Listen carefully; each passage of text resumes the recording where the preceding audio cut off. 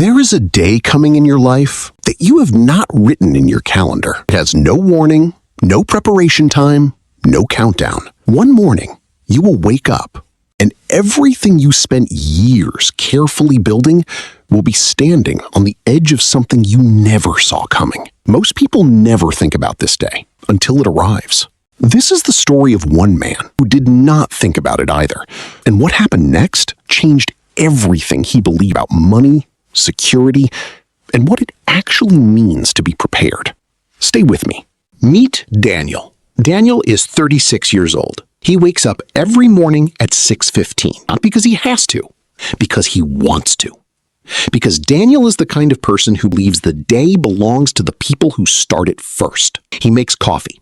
Simple coffee. The kind that costs almost nothing, but tastes exactly right when the house is still quiet and the city outside has not fully woken up yet. He drives 30 minutes to work at a logistics company where he has spent the last 9 years building something real. Not glamorous. Not the kind of career that impresses people at parties, but steady, consistent, respected. Daniel earns a solid salary. Not extraordinary, but enough.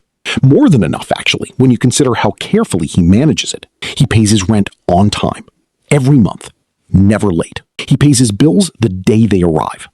Not because someone told him to, because it is simply who he is. He helps his younger brother with university fees when he can, quietly, without mentioning it to anyone. He has a small investment account he contributes to every few months when there is something left over. And his savings account, the one he calls his rainy day account, sits at around $4,000, which feels comfortable. Which feels like enough. Which feels like the kind of cushion that responsible adults are supposed to have. Daniel is not rich, but Daniel feels financially solid, stable, in control. And that feeling, that quiet confidence that everything is finally working, is one of the most dangerous feelings a person can have. Not because it is wrong, but because it makes you stop looking for what could go wrong. It is a Tuesday morning in March. Nothing about Tuesday mornings suggests anything unusual. Daniel's alarm goes off at 6:15, as always. Coffee, shower, the familiar routine that feels like the structure holding everything together. He drives to work, parks in his usual spot, takes the elevator to the 4th floor, and then his manager calls him into the office. Door closes. And in the next 11 minutes, without any dramatic speech, without any warning that any reasonable person could have anticipated, Daniel is told that the company is restructuring, that his entire department is being eliminated, that today is his last day. 11 minutes. The conversation that ends 9 years of consistent work lasts 11 minutes. Daniel walks back to his desk, sits down, looks at his computer screen. And for a long moment, he simply cannot process what just happened. He was not the worst performer. He was not difficult. He was not expensive or unnecessary. He was simply in the wrong department at the wrong moment in the company's story. Packs a box. The security guard, a man he has greeted every morning for 9 years, walks him to the elevator without making eye contact. Company policy. Daniel sits in his car in the parking garage for 23 minutes.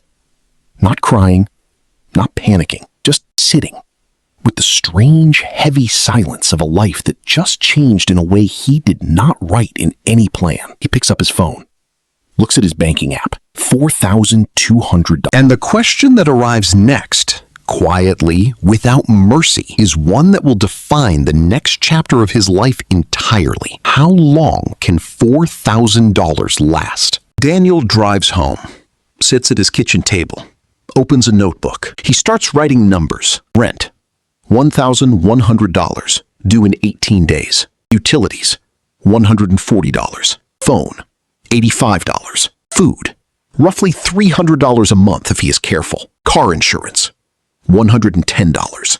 His brother's university contribution. He puts a question mark next to that one. Total monthly commitments, approximately $1,750. He stares at the number. $4,200 divided by $1,750. 2 months. Maybe 2.5 if he cuts everything that is not essential. 2 months. That is the runway he has built over 9 years of careful, responsible living. And here's the moment this story stops being about Daniel and starts being about something far more universal. Because Daniel did not make reckless decisions.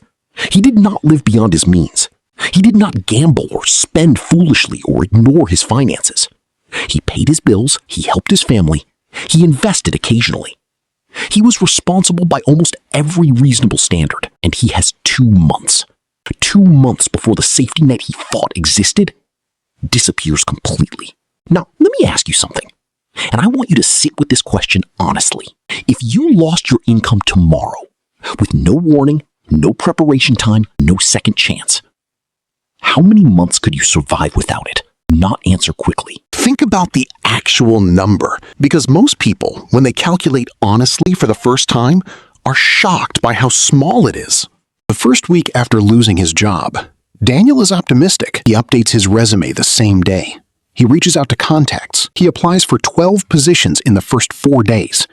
He tells himself, I am experienced, I have a good reputation, this will resolve quickly. This is what psychologists call optimism bias. The belief, deeply human, deeply natural, that the difficult part will be shorter and easier than it actually is. By the 3rd week, Daniel has heard back from 3 companies, 2 rejections, 1 promising interview scheduled. He goes to the interview. It goes well. He feels confident leaving the building. They choose someone else. By the end of week 4, Daniel's $4,200 is now $2,800. Rent came out. Utilities came out. Food. The essentials that do not care whether you have a job or not. He cancels his investment contribution. He tells his brother he cannot help this month.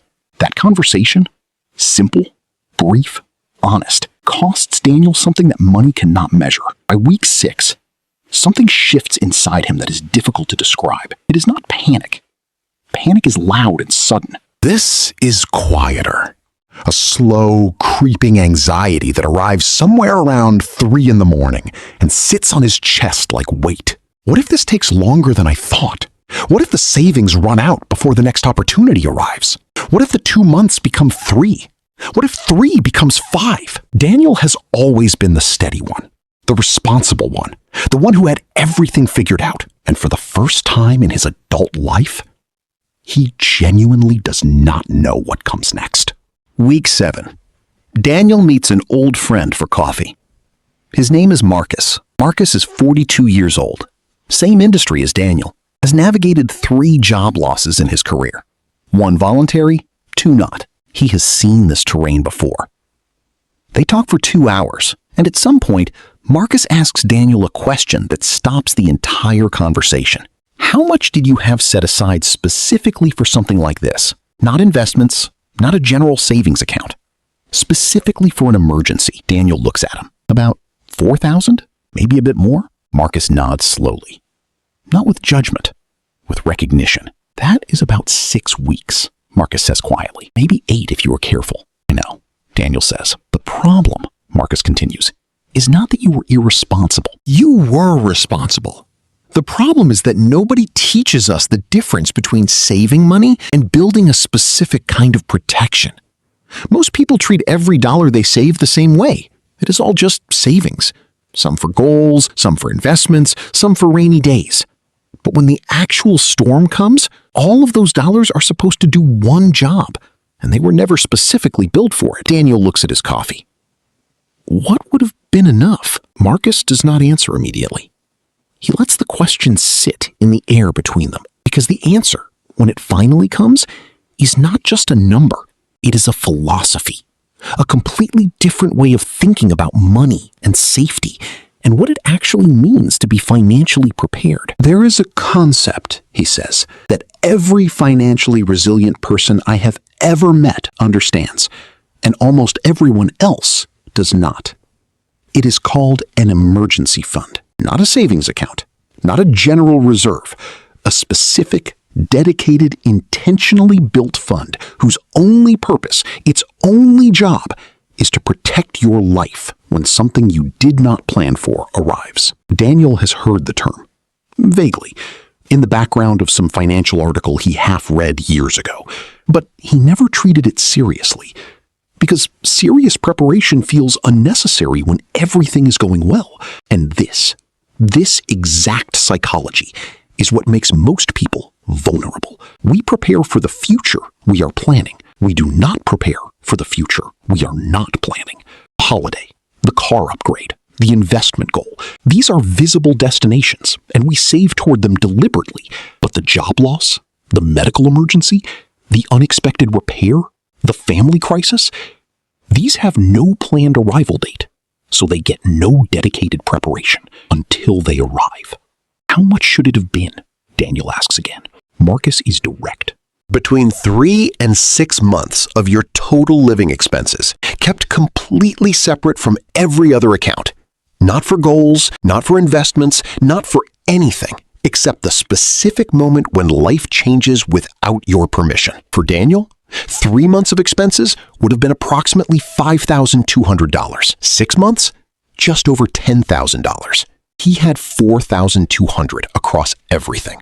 Not because he was careless, because he never built the specific protection deliberately. He saved, but he never built a shield. Here is where this story widens beyond Daniel, because Daniel's story, while deeply personal, is not unusual. Studies consistently show that the majority of working adults in developed countries cannot cover an unexpected expense of $1,000 from savings alone without borrowing. $1,000. Not a catastrophic emergency. One moderately serious unexpected expense, and most people cannot absorb it. This is not a story about irresponsible people. It is a story about a system of financial education, or the near total absence of one, that teaches people to earn, to spend, occasionally to invest, but almost never to deliberately protect. We are taught to build upward.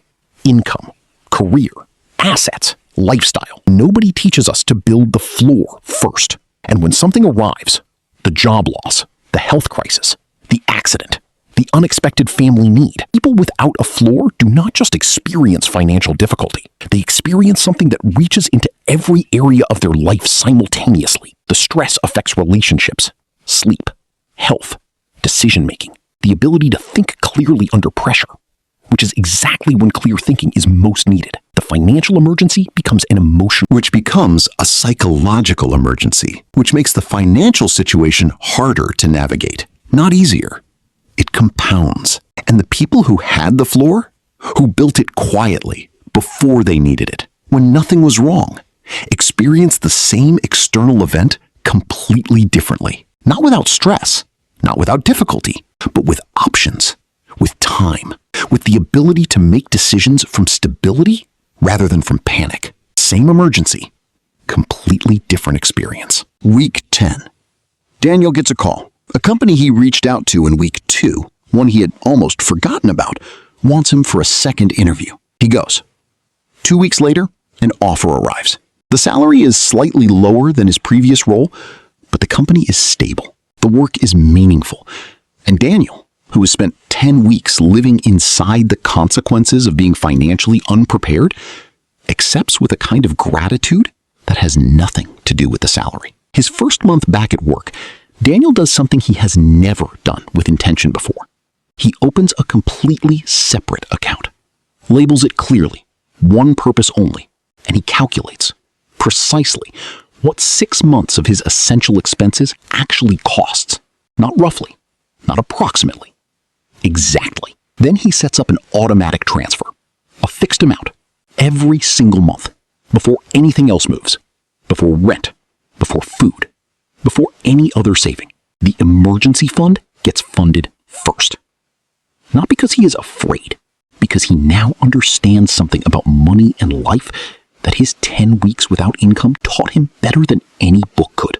You do not build a floor because you expect the roof to fall. You build a floor because the roof, at some point, in some way, for some reason you did not plan, sometimes does. And when it does, what determines everything that follows is not how talented you are, not how hard you worked, not how responsible you were. It is whether you built the floor before you needed it. There is something that happens inside a person who knows their emergency fund exists. It is difficult to describe precisely, but anyone who has built one genuinely understands it. It is not excitement. It is not the feeling of a growing investment or an appreciating asset. It is something quieter, and more foundational than that. It is the feeling of knowing that if tomorrow changes without warning, you have time. Time to think. Time to make good decisions. Time to find the right next step, rather than the desperate immediate one. Financial experts have a term for what life looks like without this. They call it financial fragility, a state of being one unexpected event away from serious difficulty. The uncomfortable truth is that financial fragility has nothing to do with income. People earning modest salaries who built their The floor deliberately are less financially fragile than high earners who spent everything they made. The floor is not a function of how much you earn. It's a function of one decision, made consistently before you need it, to build protection before building anything else. Daniel used to believe that financial security came from earning more. Now he understands something different. Financial security comes from the gap between what could go wrong and how long you can stand in that gap without breaking. Build the gap first. Everything else follows. Nobody plans for the day everything changes. Nobody puts it in the calendar. Nobody sets a reminder. Nobody prepares a response for it in advance. It simply arrives. On a Tuesday or a Thursday or a completely ordinary morning when the coffee tastes exactly right and the day feels like every other day. And in that moment, everything you built, everything you worked for, everything you carefully constructed over years of discipline and responsibility will rest entirely on one question. Did you build the floor before you needed it? Daniel did not. He does now. And the version of Daniel who understood this too late, who sat in that parking garage for 23 minutes looking at $4,200 and calculating how many weeks it represented, would tell you one thing if he could speak to you right now. Fund is not about fear. It is not about expecting disaster. It is not about living your life waiting for something to go wrong. It is about protecting the life you spent years building from the days you cannot see coming, because those days are coming for everyone. The only question is whether you will be ready when they arrive. I am Mr. Max Wealth. Build the floor first, before the goal, before the investment, before the upgrade. The floor first. Always. See you in the next one.